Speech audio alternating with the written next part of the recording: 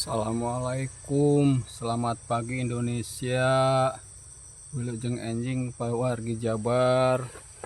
Kali ini saya berada di Saung Sawah Cikalapa. Ya, saya mau mengadu lah, kepada siapa ini saya harus mengadu? Apa kepada wakil rakyat ya, kepada wakil saya di dewan sana. Tapi kan kerariweuh ketang di dewan oge sekarang lagi berariweuh meureunnan dia. Begini, atas nama RW 02 ada warga saya yang boleh dikata lah, maaf, ODGJ ya. Tapi kan dia enggak memilih wakil rakyat tuh ODGJ. Di luar keterwakilan ya, enggak diketerwakilan oleh dewan mungkin kan karena dia ODGJ. Nah, udah lama itu sakit gitu, sakit permanen itu. Tapi dikatakan sakit permanen kalau dikasih rokok, misalkan kan didekati dikasih rokok, ditawarin gitu, dikasih rokok, dikasih disunutin, dikasih api gitu, dia mau merokok gitu, dan masih bisa komunikasi sebetulnya walaupun suaranya nggak jelas gitu, nggak ada suaranya, ada suaranya tapi nggak bisa ditafsirkan oleh orang yang tidak mengerti gitu kan, cuma saja gitu. Artinya dia masih bisa komunikasi, memorinya mungkin masih ada gitu, menurut medis lah, mungkin lah medis yang lebih tahu kan, RS dokter jiwa. Nah, orang tersebut adalah teman saya satu angkatan waktu dulu di SD. Dia telah lama terbaring sakit, dan maaf ya, saya bukan mengeksploitasi manusia gitu.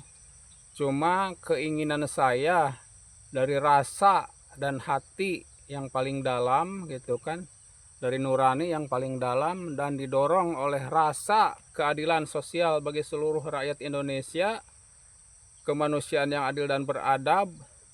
Sebetulnya saya ingin gimana gitu, ada ya paling tidak ada tindakan lah gitu dari pihak medis atau dari penguasa gitu, mohon diuruskan lah, diuruskan, sebab rasa keterpanggilan saya gitu, saya merasa dosa kalau orang tersebut dibiarkan begitu saja. Misalkan meninggal dunia di dalam saung ya, disaungin itu, sengaja nggak saya foto, nggak saya dokumentasikan. Kenapa? Ya takutnya nanti dia sangka mengeksploitasi manusia gitulah. Jadi kalau dibahasakan bahasa Sunda mah kawas hayawan gitu, dikandangin dalam kandang di atas balong, rumahnya kecil ya sebesar saung ini mungkin nih, sebesar saung ini. Nah, di atas balong lah begitu kira-kira bayangannya, di atas kolam. Dia makan segala macam dan sebagainya di situ. Nah, dulu teh udah ada tindakan dari puskesmas gitu, puskesmas di kecamatan saya, dari Handap Herang gitu kan. Udah ada tim dokter, tim medis yang ke rumahnya gitu, diantar saya. Dan saya pun pernah gitu kan, dari pihak Dukcapil pun datang ke sini. Komputernya dibawa segala macam, dibikin foto gitu untuk KTP-nya. Terus saya ngurusin ke Dukcapil, ya sebatas itu saya mampunya. Dibikinkan KTP, dibikinkan Kiswaluya ke Dinsos gitu. Nah, dalam hal ini apakah saya harus mengadu kemana ya ini, ke Mensos RI atau kemana? Yang jelas itu dulu sebelum COVID, nah orang tersebut, pasien ODGJ tersebut dikasih rujukan oleh dokter dan timnya, mau dibawa ke RSJ Bogor gitu. Rujukan beliau dianjurkan dirujuk ke RSJ Bogor. biar ditangani sama dokter, kata dokter puskesmas gitu kan. Waktu itu dokter datang terus sama dari desa lah gitu, desa kami sama babinsa sama ibu-ibu kader dijenguk ke rumahnya. Cuma problemnya satu, orang tuanya ya yang kini udah uzur lah, udah segini orang tuanya juga udah uzur, udah di kursi roda. Nah, beliau nggak ngasihkan. Kenapa nggak ngasihkan? Kalau dibilang dalam bahasa Sunda katanya teu katingali sadidin tena, nggak kelihat kesehariannya. Jadi orang tuanya mungkin ingin melihat kesehariannya begitu. Saya mah kasihan kan, harusnya dimanusiakan sebagai manusia lah. Namanya juga manusia punya hak yang sama gitu, walaupun dia ODGJ gitu kan. Dan tadinya dulunya normal, dia itu normal. Saya tahu sendiri ya, persis di teman saya normal gitu kan, setelah kerja di luar gitu, kerjanya dulu di percetakan lah di daerah mana, di Tangerang mana, pulang jadi agak langlang lingling gitu kan. Nah, lama-lama langlang lingling beneran gitu. Nah, saya kasihan aja dan keterpanggilan jiwa gitu kan, dosa itu kalau nggak diurusin satu kampung. Nah, cuma kata orang tuanya ya problemnya itu, orang tuanya nggak mengasihkan. Dulu itu mau dibawa ke RSJ sebelum COVID itu, dirujuk sama dokter, dianjurkan suruh ke RSJ di Bogor. Cuma problemnya orang tuanya nggak mengasihkan. Saya merasa menyayangkan saja. Dulu ambulan gratis ada, udah siap dulu teh. Cuma gitu, orang tuanya nggak mengasihkan. Nah, saya sangat prihatin, sangat ini. Apa harus selamanya di situ?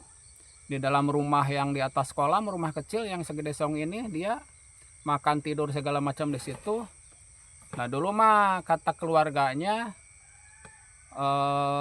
pernah gitu kan, dia masih merokok gitu, dikasih rokok pernah kahuruan bantalnya, kaduruk, jadi bantalnya itu terbakar. Nah, setelah dari situ nggak dikasih lagi rokok gitu. Tapi kalau kita berkunjung, dikasih rokok dia mau gitu. Artinya ya sedikit memorinya masih ada, masih bisa diajak komunikasi. Mungkin dasarnya itulah gitu, kalau dibawa ke rumah sakit jiwa mungkin masih bisa gitu, di memorinya di reset kembali apa gimana kalau komputer itu. Wah, saya nggak tahu persis, itu urusan medis. Yang jelas keinginan saya sebagai warga, sebagai ketua RW 02 menginginkan orang tersebut ya minimal dapat pengobatan gitu kan. Masalah urusan sembuh dan tidak sembuhnya urusan lain, yang jelas dapat pengobatan dari yang berwenang gitu. Dalam hal ini mungkin dokter-dokter jiwa atau kemana ya, kalau yang orang-orang pinter lah gitu kan, gimana lah secara penyembuhannya nggak tahu saya.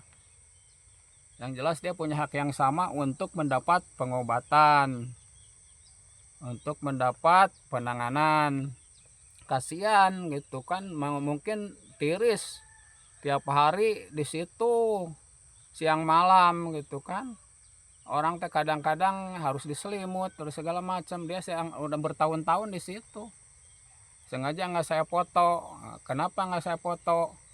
Takutnya dianggap mengeksploitasi manusia. Nah, mungkin kabar dari saya kepada pihak penguasa atas nama RW 02, saya sampaikan begitu. Dari desa udah ada penanganan mah, dikasih apa, dipanggilkan Dukcapil, di iniin apa, di penanganan dari medis gitu kan. Dari puskesmas, dokter medis, dokternya, dokter puskesmas dan semacamnya. Mungkin cuma itu. Wassalamualaikum warahmatullahi wabarakatuh. Sampurasun. Terima kasih.